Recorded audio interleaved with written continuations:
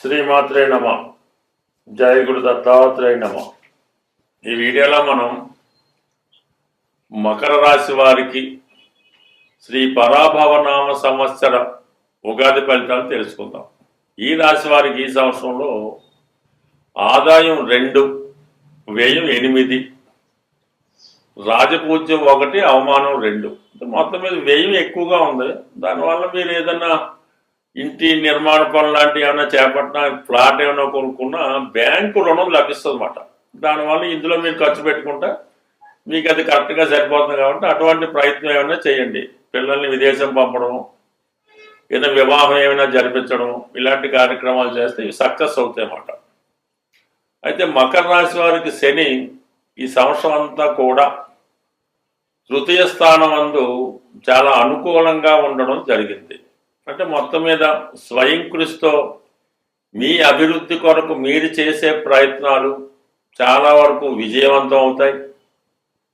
అలాగే దూర ప్రాంతంలో ఉద్యోగం కొరకు మీరు చేసే ప్రయత్నాలు చాలా వరకు ఫలించే అవకాశం ఉంది. వివాహ ప్రయత్నాలు లాంటివి ఏమన్నా ఉంటే చాలా శ్రమాంతర విజయం అన్నమాట. చాలా కష్టపడిన తర్వాత మీకు ఈ వివాహ ప్రయత్నాలు చాలా వరకు ఫలిస్తాయి. అలాగే కొన్ని సందర్భాల్లో కుటుంబ ఆదాయం పెరిగే అవకాశం ఉంది. అంటే మీ కుటుంబంలో ఒకరికి ఉద్యోగం రావడం వల్ల వారి కుటుంబానికి దూరంగా వెళ్ళి కుటుంబ ఆదాయం పెరుగుతూ ఉంటుంది. మొత్తం మీద ఏంటంటే కుటుంబంలో అందరూ కూడా ఏదో ఒక పని మీద నిమగ్నమై ఉంటారు. ప్రతి ఒక్కరూ ధన సంపాదన చేయడం వల్ల కొంత అభివృద్ధి మీకు వ్యక్తిగత విషయాల్లో, కుటుంబ విషయాల్లో కనబడుతూ ఉంటుంది. అది జాతకుడు స్వయంకృషితో ఇంకా కష్టపడితే మీరు ఈ సమయంలో ఎంత కష్టపడితే అంత అనుకూలమైన ఫలితాన్ని పొందడం జరుగుతుంది. అలాగే ఏదైనా విదేశ ప్రయత్నం కానీ, దూర ప్రాంత ప్రయత్నాలు కానీ చాలా వరకు కలిసి రావడం జరుగుతుంది. ఇక రాహు 2వ స్థానంలో ఉండడం వల్ల మరి వృత్తిరీత్యా కొన్ని సందర్భాల్లో కుటుంబానికి దూరంగా వెళ్ళవలసి ఉంటుంది. లేదంటే మీ భార్యకి మీ కుటుంబంలో వేరే వాళ్ళకి కూడా, అంటే కుటుంబం అంతా ఒక దగ్గర ఉండకుండా వివిధ ప్రాంతాల్లో జాబ్ చేయవలసి ఉంటుంది. ఏదో సందర్భంలో కలుసుకుందామంటే కుదరకుండా ఒకరికి ఇక్కడికి వస్తే ఒకరు వేరే చోటుకు మారడం, ఈ విధంగా కుటుంబ సభ్యుల మధ్య కొంత అవగాహన లోపం ఏర్పడుతుంటుంది. కలిసి ఒక చోట ఉండలేకపోతూ ఉంటారు. అయితే డిసెంబర్ 5 తర్వాత రాహు రాశిలోకి రావడం వల్ల కొన్ని నిర్ణయాలు ధైర్యంగా తీసుకోవడం జరుగుతుంటుంది.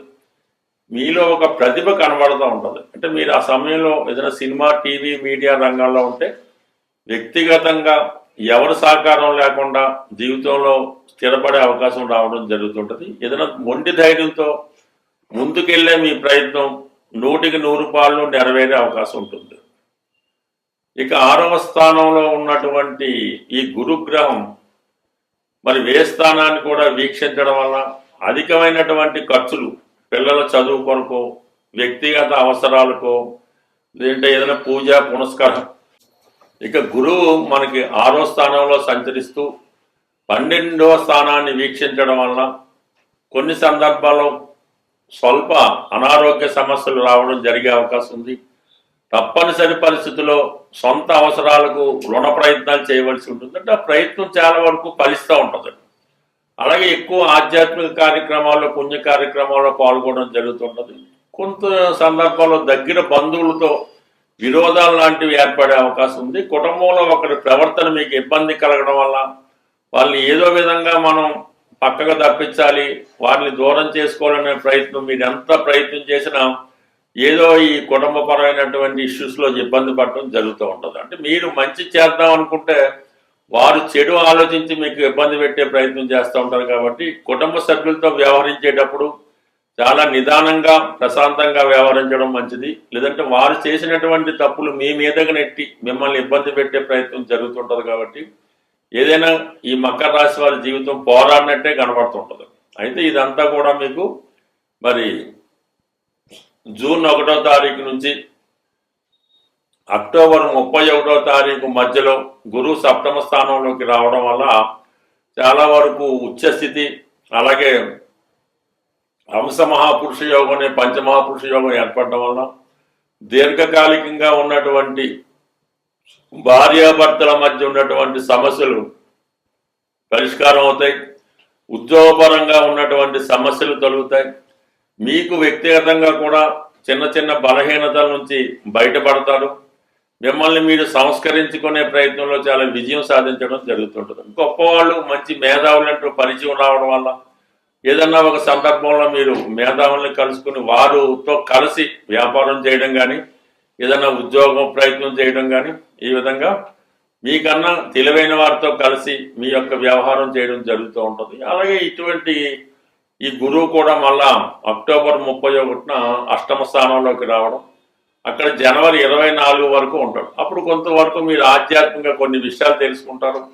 అలాగే ఏదో ఒక వృత్తిలో మీరు ప్రావీణ్యత సంపాదిస్తారు. ఇది విద్యార్థులకి చాలా అనుకూలమైనటువంటి సమయం. అష్టమంలో గురువు వచ్చినప్పుడు ఈ పరిశోధనా రంగంలో ఉన్న వాళ్ళకి, పిహెచ్డి లాంటివి చేస్తున్న వారికి కంప్లీట్ అయినటువంటి సక్సెస్ రావడం జరుగుతుంటుంది. తిరిగి జనవరి 24న మళ్ళీ తిరిగి ఉచ్చస్థితిలోకి రావడంతో కొంతవరకు విదేశ ప్రయత్నాలు, పుణ్యక్షేత్రాలు దర్శించడం ఇవన్నీ కూడా ఫలించే అవకాశం ఉంది. ఇక ప్రధానంగా కేతువు ప్రస్తుతం అష్టమ స్థానంలో సంచరిస్తున్నటువంటి కేతువు కొన్ని అనుకోని ఇబ్బందులు కలగజేస్తూ ఉంటాడు. మీరు ఎంత నిజాయితీగా ఉన్నా ఏదో ఒక అపనింద రావడం జరుగుతుంటుంది. మీరు ఎవరికో సహాయం చేద్దాం అనుకుంటే వాళ్ళు తిరిగి మీకు ఇబ్బంది పెట్టడం జరుగుతుంటుంది. అంటే ముఖ్యంగా అనవసర విషయాల్లో కలగజేసుకోవడం వల్ల కొన్ని సమస్యల్లో ఇరుక్కోవడం జరుగుతుంటుంది. కాబట్టి ఈ సమయంలో చాలా విషయాల్లో చూసి చూడనట్టు వెళ్ళిపోవాలి తప్ప దాంట్లో ఇన్వాల్వ్మెంట్ అవ్వడం వల్ల మీరు ఇబ్బంది పడే అవకాశం ఉంటుంది. జాగ్రత్తగా వ్యవహరించవలసి ఉంటుంది. అయితే ఈ డిసెంబర్ 5వ తారీఖున ఈ కేతు 7వ స్థానంలోకి రావడం, రాహు రాశిలో ప్రవేశించడం, అంటే 1-7 మధ్య ఏర్పడినటువంటి రాహు కేతు యాక్సెస్ జాతకుడిని వ్యక్తిగత విషయాల్లో కొంత అతని యొక్క ఆలోచన ధోరణిలో మార్పు రావడం జరుగుతుంటుంది. వ్యసనాల మీదకి ఆసక్తి పెరుగుతూ ఉంటుంది. కొత్త కొత్త పరిచయాలు ఏర్పడడం జరుగుతూ ఉంటుంది. బట్ ఏదైనా ఈ రాశి వారికి ప్రత్యేకంగా శని భగవాన్ ఒక్కడే అత్యంత బలవంతంగా ఉండడం జరిగింది. మిగతా గ్రహాలన్నీ కూడా అటు ఇటుగా మిక్స్డ్గా ఉండడం వల్ల ఏదైనా ఈ జాతకుడు ఈ ప్రతి విషయంలో కూడా జాగ్రత్తగా వ్యవహరించడం మంచిది. స్వస్తి. ఏదైనా మనకి గ్రహాలు ప్రతికూలంగా లేనప్పుడు ఆ గ్రహాల్ని సంతృప్తిపరచడానికి మనం సనాతనంగా ఆచరిస్తున్నటువంటిది నవరత్న ధారణ. అంటే ఆ గ్రహానికి సంబంధించినటువంటి దానం ఇవ్వడం, అంటే ఆ గ్రహానికి సంబంధించినటువంటి జపం చేయించుకోవడం కానీ వ్యక్తిగతంగా చదవడం కానీ జరుగుతూ ఉంటుంది. వీటిలో బాగా పనిచేసేది నవగ్రహ స్తోత్రాలు.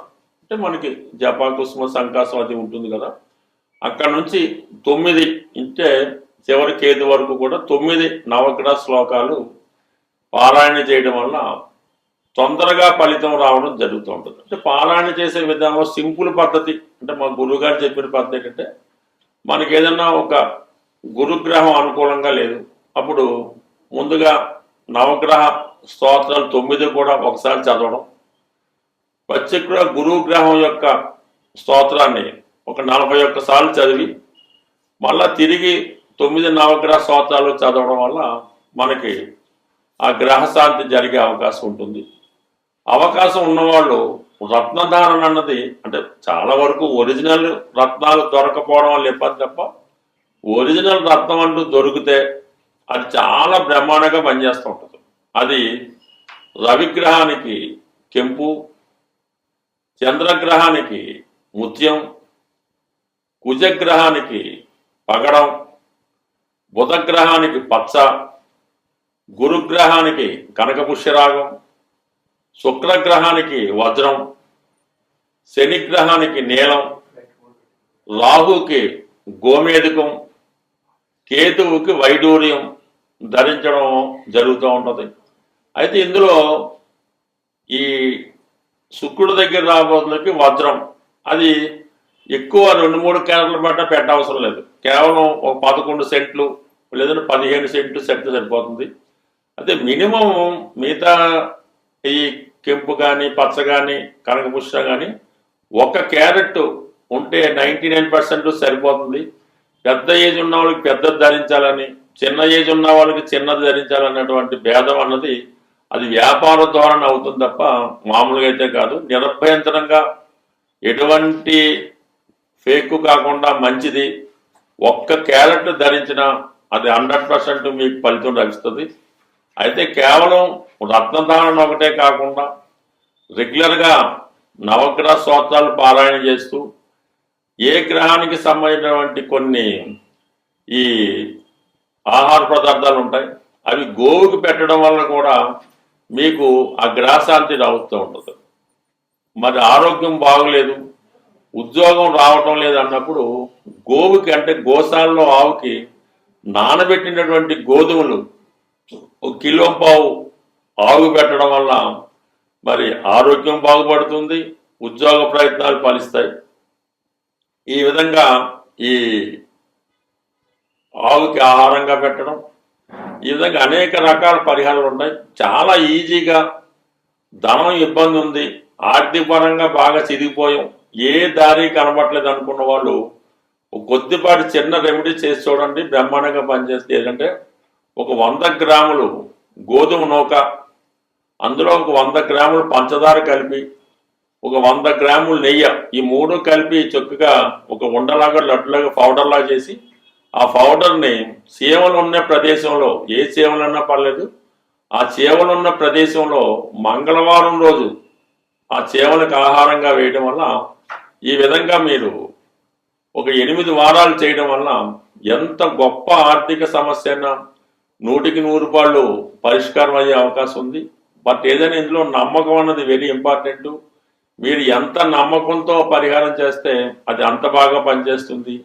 నమ్మకం లేకుండా మీరు ఎంత గొప్ప ప్రయత్నం చేసినా అది వేస్ట్గానే మిగిలిపోతుంది. స్వస్తి.